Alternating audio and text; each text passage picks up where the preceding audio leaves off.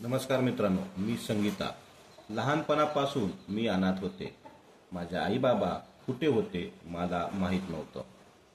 मी खूप लहान होते तेव्हा मला एका मावशीने सांभाळलं होतं. मी एका झोपडपट्टीत राहत होते. तिथे सगळेजण मोलमजुरीच काम करत होते. ज्या मावशीने मला सांभाळलं होतं तीही अशीच कोणाच्या तरी घरी जाऊन मोलमजुरी करायची. त्यामुळे आम्हाला जेमतेम खाण्यासाठी पैसे मिळत होते. तिची परिस्थिती गरिबाची असल्यामुळे मला शिक्षणही घेता आलं नव्हतं. त्यामुळे मला लिहिता वाचता येत नव्हते. मी मोठी झाल्यानंतर मीही मोलमजुरीचे काम करू लागले. माझे काम चोख होते आणि स्वच्छताही होती. मी घरातली धुणी भांडी आणि घरातले सगळे काही काम करत होते.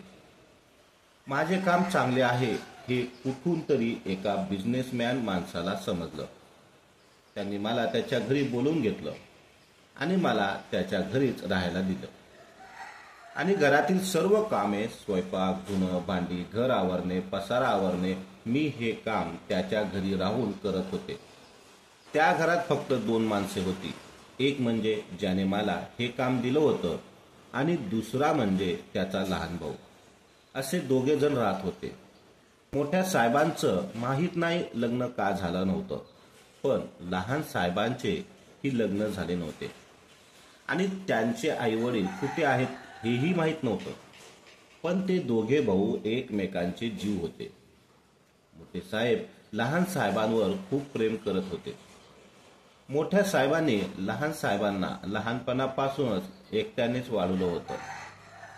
त्यामुळे छोटे साहेब खूप हट्टी झाले होते आणि त्यांना एखादी गोष्ट पाहिजे असेल तर कोणत्याही परिस्थितीत ते मिळवत होते. छोट्या साहेबांना कशाचेही भान नव्हते. ते कसेही पैसे उधळत होते. पण मोठे साहेब खूप विचार करून सगळी कामं करत होते.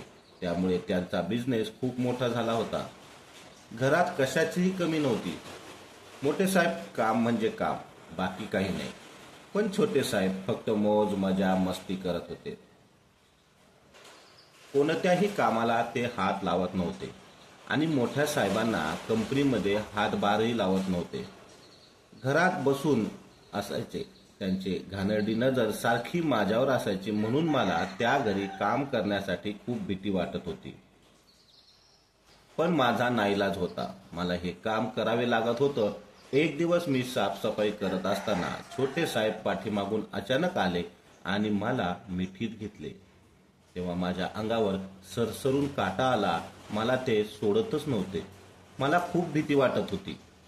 मी मोठे साहेब मला कामावरून काढून टाकतील, पण माझंही तारुण्याचं वय होतं. त्यामुळे ते मला हवंहवंसं वाटत होतं. मलाही त्यांना सोडू वाटत नव्हतं. नंतर अचानक मोठ्या साहेबांनी मला आवाज दिला. तेव्हा मी खूप घाबरले. मला वाटलं मोठ्या सरांना सगळं समजलं असेल आणि ते मला कामावरून काढून टाकण्यासाठी बोलवत आहेत. मी घाबरून तेथून मोठ्या सरांकडे गेले. सरांनी मला त्यांच्या साईडला सोफ्यावर बसण्यासाठी विनंती केली. पण मी मोठ्या साहेबाचा खूप आदर करायची. मी त्यांना म्हणाले, साहेब, माझी एवढी अवकात नाही की मी तुमच्या साईडला सोफ्यावर बसेल. मी खाली ठीक आहे. मोठे साहेब नंतर ठीक आहे असे म्हणाले आणि परत जे काही म्हणाले ते ऐकून मला खूप आश्चर्य वाटले. ते मला म्हणाले, संजना, तू घरी आल्यापासून माझा बिझनेस खूप चांगला चालायला लागला आहे आणि खूप भरभराटही झाली आहे. तू माझ्यासाठी लक्ष्मी बनून या घरात आली आहेस आणि तू आमच्या घरात एक सदस्य म्हणून आली आहेस. त्यामुळे आज मी तुझ्यावर खूप खुश आहे. काल तू माझ्याकडे 10,000 रुपये मागत होती, पण मी आज तुझ्यावर खूप खुश असल्यामुळे 20,000 रुपये देत आहे. पण आता तू कायमच आमच्या घरी काम करायचे, कधीही आमच्या घरातून सोडून जायचे नाही. मोठे साहेबाचा हा मोठेपणा बघून मला खूप वाईट वाटत होते, कारण त्यांचा छोटा भाऊ खूप वेगळ्या विचाराचा होता. त्यानंतर मी छोट्या साहेबांना धन्यवाद देऊन आपल्या कामासाठी निघून गेले. दुसऱ्या दिवशी मोठे साहेब म्हणाले की मी काही कामानिमित्त 5-6 दिवसासाठी बाहेरगावी जाणार आहे. त्यामुळे तू आपले घर समजून चांगले देखरेख कर आणि कोणत्याही गोष्टीची काळजी करू नको. भीती वाटून देऊ नको, काहीही प्रॉब्लेम असेल तर मला सांग असे म्हणून मोठे मालक त्यांच्या कामानिमित्त बाहेर गेले. नंतर त्याच दिवशी मी काम करत असताना छोटे मालक अचानक आले आणि मला मिठीत घेतले. नंतर ते म्हणाले, आज कशाला घाबरतेस? आज तर दादाही घरी नाही, त्यामुळे आपल्या दोघांचेच राज्य आहे. पण मला मोठ्या साहेबांना धोका द्यायचा नव्हता. मला हे खूप विचित्र वाटत होतं. पण छोटे साहेब म्हणाले, अगं तू घाबरू नकोस, मी तुझ्याशी लग्न करेन, तुला या घरची राणी बनवून ठेवीन, तुला मी माझी पत्नी म्हणून स्वीकारतो असे म्हणून त्यांनी मला मिठीत घेतले आणि माझ्यावर भरभरून प्रेम करू लागले. मला त्यांच्यावर विश्वास होता की ते खरं माझ्याशी लग्न करतील. असेच ते रोज माझ्यावर प्रेम करत होते. मी त्यांना म्हणाले, आपण चुकीचं तर करत नाही ना? आपण सगळे हद्दपार केली आहे. तेव्हा छोटे साहेब म्हणाले की तू काही काळजी करू नकोस. आज दादा घरी आला की मी आपल्या लग्नाची बोलणी करेन. नंतर असेच दिवस गेले आणि रात्रीच्या वेळेस मला कोरड्या उलट्या होऊ लागल्या. मला समजून चुकलं होतं की मी आता प्रेग्नेंट आहे. मी छोट्या साहेबाकडे गेले आणि त्यांना म्हणाले, आपण लग्न कधी करणार आहोत? लग्न काय होईलच, पण आज मला तुझ्यावर प्रेम करायची इच्छा झाली आहे. पण मला खूप त्रास होत होता, मला खूप चक्कर येत होती. त्याला हे दिवसच नव्हतं की माझी तब्येत बिघडली आहे. तरीही ते माझ्यावर जबरदस्ती करू लागले. मग मी त्यांना जोराने बाजूला ढकललं आणि मी जे काही सांगितलं त्याच्यानंतर त्यांच्या पायाखालची जमीनच सरकली. मी म्हणाले, मी आज असं काहीही करणार नाही आणि इथून पुढे आपण लग्न झाल्याशिवाय असं काहीही करायचं नाही. त्यांना खूप आश्चर्य वाटलं, कारण 6 महिने मी सहन करत होते. 6 महिने आम्ही एकमेकांवर प्रेम करत होतो. मग ही अशी का करत आहे? ते म्हणाले, आज का तू अशी का करत आहेस? तेव्हा मी त्यांना सांगितलं की मी प्रेग्नेंट आहे आणि मी तुमच्या बाळाची आई होणार आहे. हे बोलणे ऐकून त्यांना माझा खूप राग आला. ते म्हणाले, हे शक्य नाही, तू माझ्या बाळाची आई होऊ शकत नाही. हे दुसऱ्या कुणाचं तरी पाप आहे, ते माझ्या माथ्यावर फोडू नकोस. तेव्हा मी जीवनाच्या आकंताने त्यांना म्हणाले की मला माझ्या इज्जतीशिवाय माझ्याकडे दुसरी कोणतीच प्रॉपर्टी नाही. मी अशी धोका कोणाला देऊ शकत नाही. तुम्ही मला वचन दिलं होतं, तुम्ही माझ्याशी लग्न कराल म्हणून. चला आता आपण तुमच्या दादांना सांगून लग्न करू. तेव्हा छोटे साहेब म्हणाले, तू हे बंगला, गाडी, ही सगळी प्रॉपर्टी बघून मला तुझ्या जाळ्यात ओढून घेत आहेस.